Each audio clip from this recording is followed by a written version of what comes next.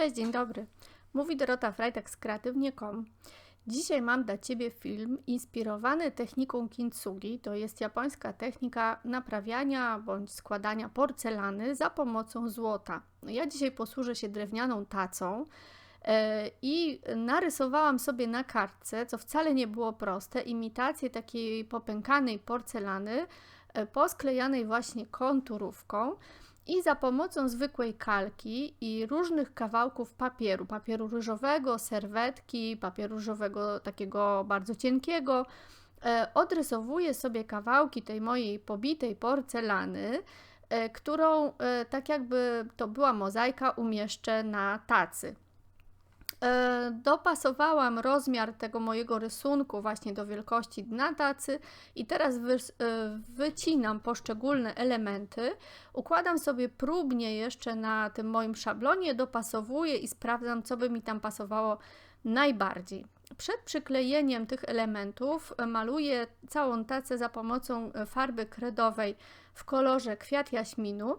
Jest to kolor bardzo jasny, ale nie śnieżno-biały. Mój papier ryżowy również jest w różnych odcieniach, dlatego chciałam, żeby ten odcień był trochę cieplejszy i mój wybór padł na kwiat jaśminu. Maluję całą tacę łącznie z dnem. Tym razem nie chciałam żadnego strukturalnego efektu, więc bardzo miękkim pędzlem.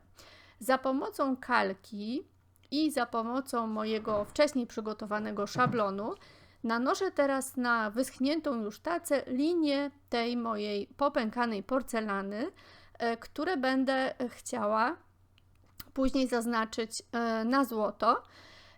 I teraz testuję nowy klej do dekupażu z firmy La Pajarita. Jest to klej, który tak troszeczkę podeszłam do niego z nieśmiałością, dlatego wybrałam specjalnie do testowania bardzo różne rodzaje papieru i zaczęłam od najtrudniejszej, bo od serwetki. Jeżeli klej do dekupażu nie jest dobry, to przy serwetce od razu to wyjdzie. I tak jak widać, nie tylko udało mi się ją przykleić bez jakichś tam zmarszczeń, ale on też bardzo ładnie ją wygładził. Klej jest wystarczająco śliski do tego, żeby działać nim na bardzo cienkiej serwetce. Serwetka się nie pomarszczyła, ale też nie zniszczyła i co mi się jeszcze dodatkowo spodobało, to to, że nie puścił wydruk, mimo tego ciemno-niebieskiego koloru, on mi się nigdzie nie rozmazał, co jest dosyć rzadkie, bo kleje zwykle wchodzą w jakąś tam reakcję. Ogólnie ja jestem bardzo, bardzo zadowolona z tego kleju. Po wyschnięciu on się oczywiście robi przezroczysty, schnie bardzo szybko i jako produkt do dekupażu jest jak najbardziej właściwy. Po wyschnięciu kleju zastosuję lakier ultra matowy La Pajarita.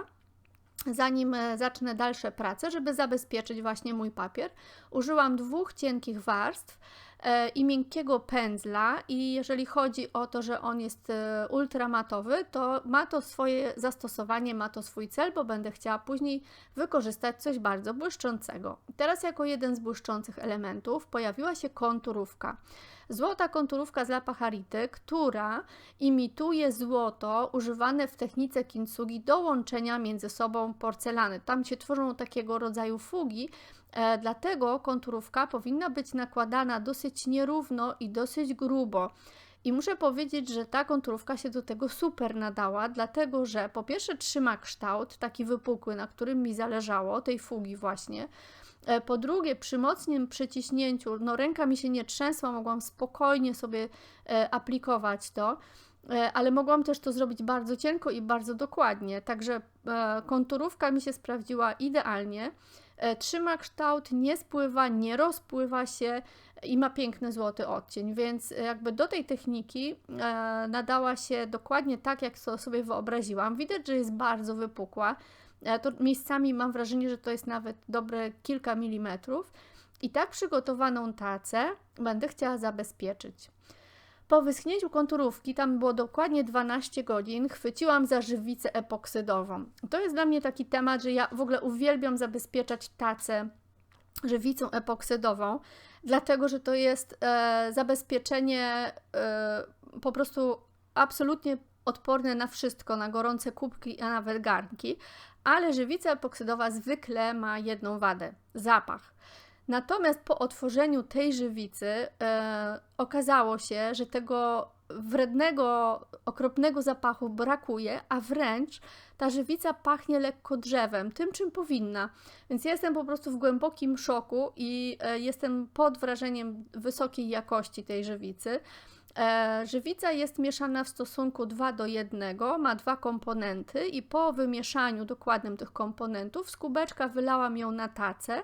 Na tą tacę potrzebowałam 3 łyżki komponentu jednego i 6 łyżek komponentu drugiego.